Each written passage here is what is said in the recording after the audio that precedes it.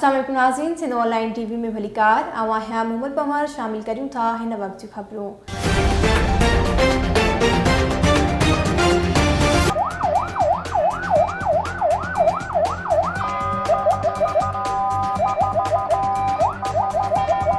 नाज़रीन, अफसोसनाक खबर का अवां खे आगाह कयूं तो पेशावर जी किसाख्वानी बाजार जी जामिया मस्जिद में बम धमाको थियो है।